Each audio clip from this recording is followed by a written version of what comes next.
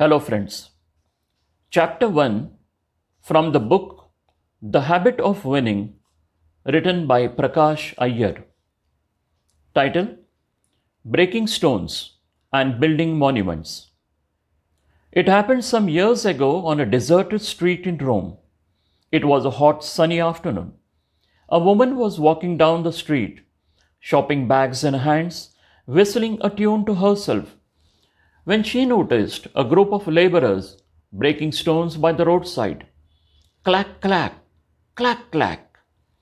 They went as the hammers pounded on the stones, splitting them into smaller and smaller bits. Intrigued, the woman went up to one of the workmen and asked him what he was doing. Can't you see?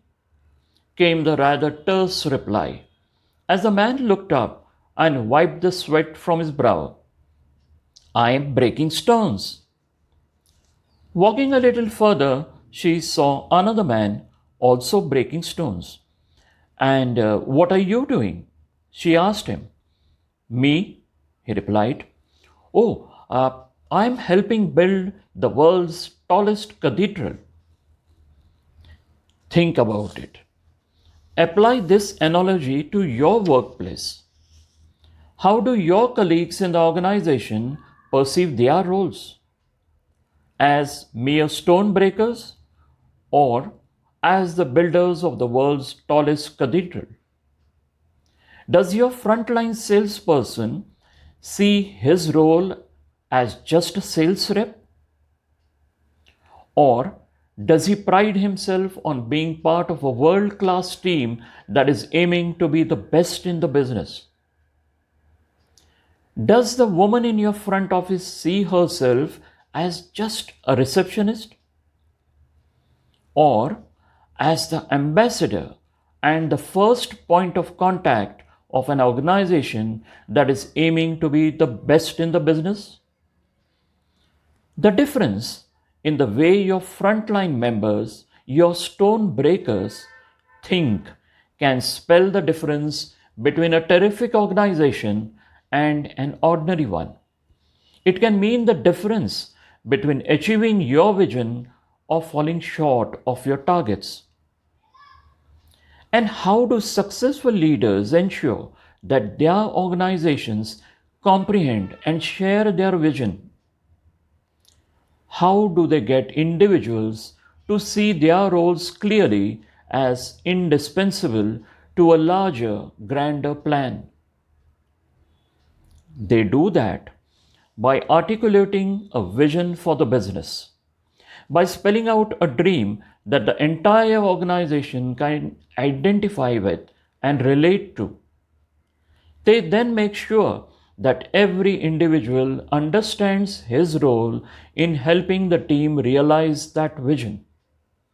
And they also make sure that there is respect in the organization for every individual for what he brings to the table, for his unique contribution in helping the organization realize its dream.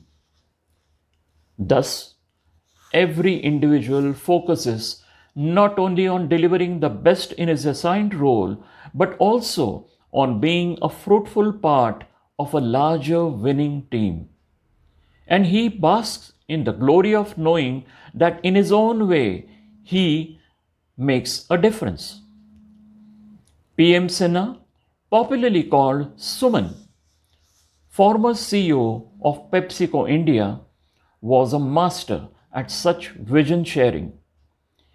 He created what he called an upside down organization. And his favorite slide in any presentation was the organization chart, which showed the frontline salesmen right on top, with the rest of the organization under them, supporting their efforts. The CEO was right at the bottom of that inverted pyramid, his role being to support the entire organization. There were other practices too that helped foster this culture of togetherness. There were no bosses or sirs. Suman was called Suman by the entire team. Everyone wore identical shirts to work with the Pepsi logo emblazoned on the pockets, right across their hearts. In every visit to the market, in every conference, Suman made sure that he projected his frontliners as his heroes. In fact, the Pepsi salesman was immortalized in a popular TV commercial featuring Sachin Tendulkar. Remember the genial Sardarji scolding Sachin for smashing a ball into the windshield of his Pepsi truck and then cooling down to say, Oi, relax, yaar, have a Pepsi. It isn't surprising that Suman succeeded in creating a first rate sales team where every salesman and every route agent who drove a Pepsi truck saw himself as a hero out on a battle ready to kill the enemy, aka Coke, and make Pepsi the number one cola in the country. In fact, if you stopped a Pepsi truck and asked the salesman what he was doing, chances were high that he would say he was helping Pepsi win the cola war, not just selling Pepsi.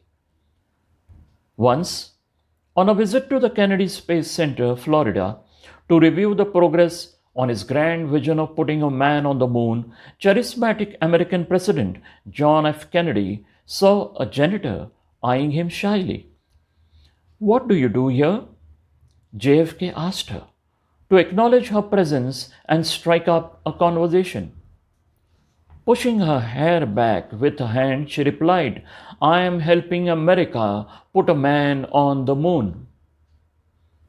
Indeed, some time after Kennedy shared his dream of putting a man on the moon, Neil Armstrong was taking one small step for man, a giant leap for mankind.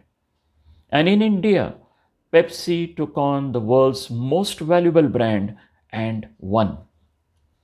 Behind these successes were armies of salesmen and janitors, stonebreakers, if you please, who saw themselves as part of a larger mission.